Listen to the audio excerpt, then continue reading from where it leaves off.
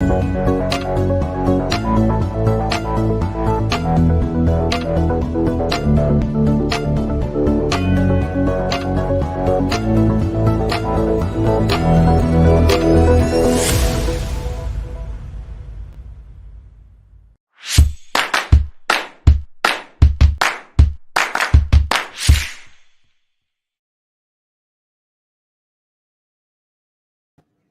know what? I don't think there's anything better to be doing on 10 o'clock on a Thursday night than to finding out about all things employment and jobs throughout the UK. Hi there, my name's Mark Smith. I'm Group Managing Director of People to People in the UK and Australia and Frog Recruitment in New Zealand. And welcome to P2P Live UK.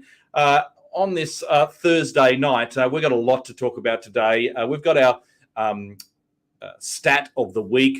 This week it is clearly the inflation number for the UK, so we'll talk through that.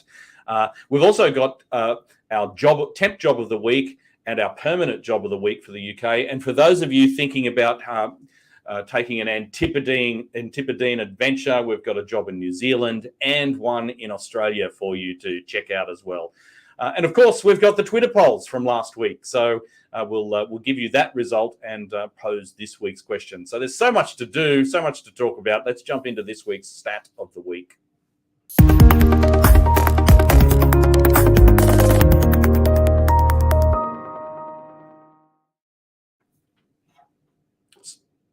So although the inflation rate is not exactly an employment stat, it does have a direct relationship to wages and wage expectations in the UK. So I thought it was relevant for us to actually talk about the CPI, CPIH and the OOH. And let me first explain what these things are, because people don't really sometimes they misunderstand it. So these are all different measures of inflation used in the UK. Now, the first one, the CPIH, that's the Consumer Prices Index, including owner-occupiers' housing costs, measures the average change in prices of goods and services consumed by households in the UK, including housing costs for owner-occupiers. So this index is the official measure of inflation in the UK, and this month it was at 9.2%. That is the dark blue number that you can see there, and that little bit of a tick up at the end. And that's what caught everybody by surprise. No one was really expecting that inflation would go up in the UK. Now, the CPI, which is the Consumer Price Index, is a measure of inflation that does not include owner-occupier housing costs. And this measure is often used to compare inflation rates between different countries. So if you're comparing Australia, New Zealand, and the UK, that's the number that you would use. And in the UK, this was, I think, 10.4%, and double figures again, which was quite a surprise. By comparison, Australia is around that 7% mark. The last number, the OOH, is actually the cost, the owner-occupier costs, so that you can see what those are. And you can see those numbers, that's the line at the bottom of the graph that we're seeing there. So here are the main points from this month's inflation. The first one is that the Consumer Price Index rose by to 9.2% in the 12 months in ending February. That's up from 8.8% in January.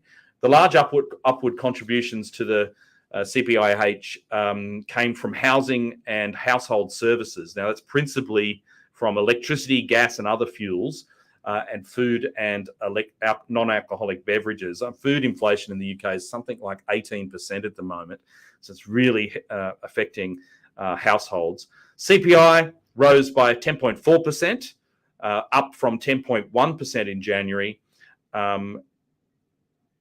And the largest upward contributions to monthly change in both the CPIH and CPI rates came from restaurants, cafes, food and clothing, partially offset by downward contributions from recreational and cultural goods and services, so particularly recording media and fuel. So it's not a good look, this inflation number. What does it mean for employment? Well, we're seeing upward pressure on wages. People are certainly looking to earn more. And so for an employer, that means that you'll be competing not only on that employer value proposition, But as we enter this higher inflation period, you'll be competing on money. Money talks in this market. That's it for this week's employment stat of the week.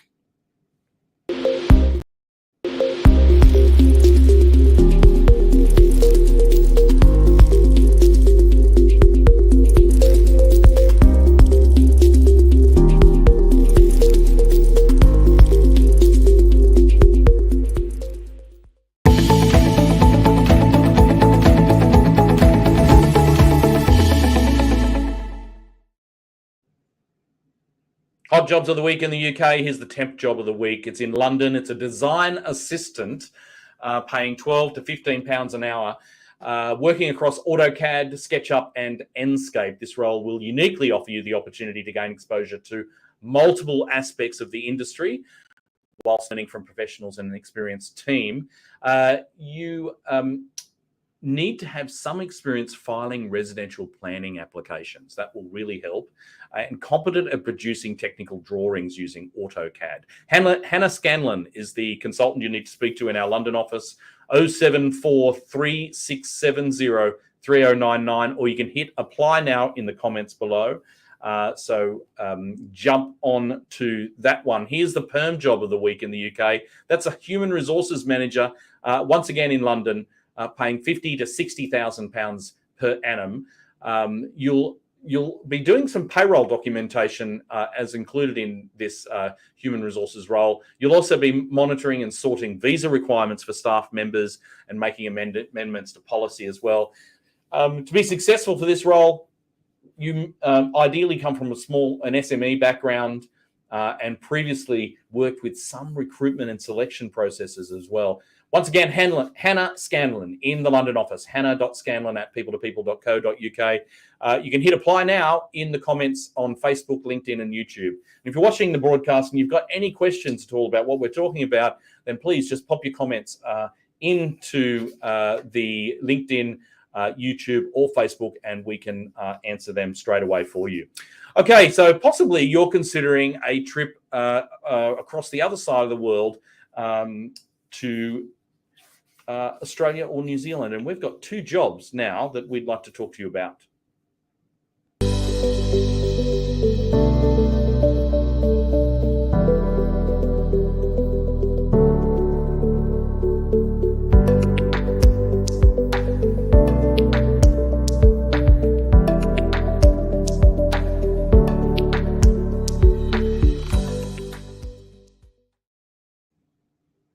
So the first opportunity that we have here is actually in Auckland. It's a suburb of Auckland called Green Lane.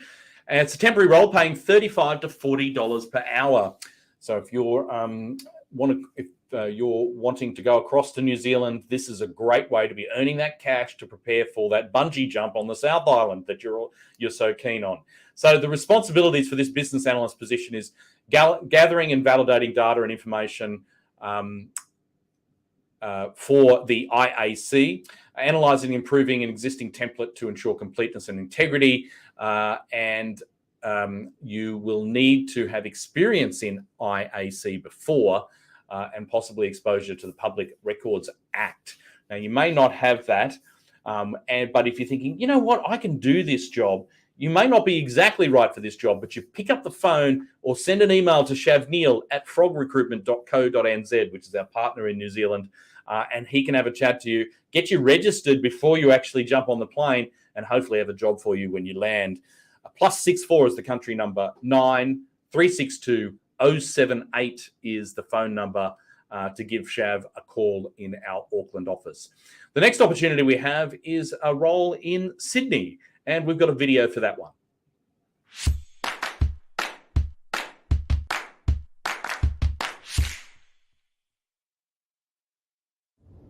Hello, I'm currently recruiting an exciting opportunity to work for a membership organisation as an events specialist. You must have previous experience working in large-scale corporate events, exceptional verbal and written communication skills, high attention to detail, and CRM experience. Now, this is an incredible opportunity where you'll be organising a diverse range of corporate events, both in person and online, having ownership of larger annual projects, including national conferences. Now this role is offering up to 90,000 plus super, and you'll benefit from flexible hybrid working arrangements where you'll only be in the office 2 days per week in the CBD. Now if this sounds like you, please click the link below to apply or contact me on the phone number listed below or pop me an email. Thanks for watching. Bye.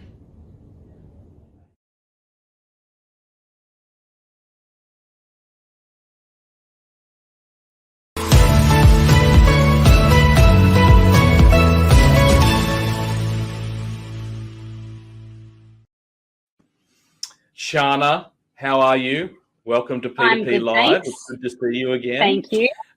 Good. And we've got this really important topic to talk about, that's job security. Tell us more about it.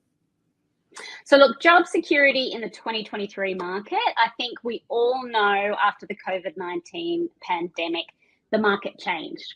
And then we've come into a new era with political instability, fluctuating markets, and economic uncertainty continues to persist in 2023. So I think job security is going to be the key piece going forward, what most people will be looking for, and companies will also be looking for in their employees.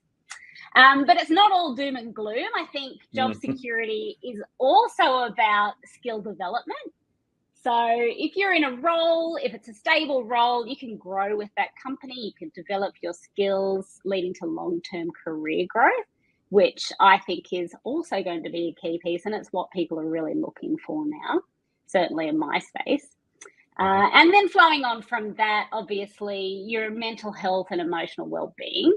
If you're in a role, you're comfortable in that role, you have people around you that you've invested in that have invested in you, then you can look forward and look to the future and make strong plans and build a good, healthy career.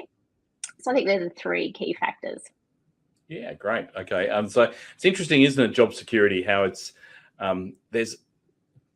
as people job seekers become more concerned about job security, it'll probably create an inertia in the market. So if you're out there looking to hire people and people are more concerned about job security, they're less likely to move jobs, aren't they? So have you noticed that in the sales sector at all? I definitely have. I think that's the number one piece that people are looking for. I want to know that I'm going to a company that's stable, where I can grow my career and spend the next 5 to 10 years, which is something we weren't hearing last year.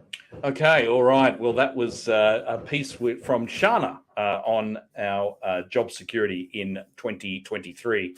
So what we've got now, though, is last week's Twitter poll results. Here they are. Would you be willing to work longer hours per day in order to work a 4-day week? Yeah, 70%. This is certainly a trend. Would you work? So 70% of you would suggest that you could work a 5-day week in 4 days. So it's still solid, though. 30% said no. Myself personally, that's not something I want to do. I'd much prefer to have a regular working day and 5 days than pushing it all and having longer days in 4.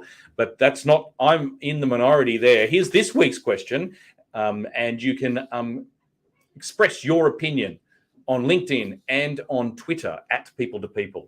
Have you considered taking on a secondary temporary job due to the cost of living?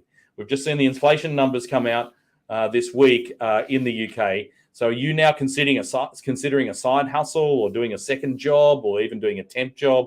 Yes or no, hashtag P2P Live UK. You can find all of our Twitter results there, or simply go to at People2People and put your opinion in there as well. So that's it, everybody. Thank you so much for joining us this week on P2P Live UK. We'll do it all again, 10 o'clock on a Thursday night. We'll see you then.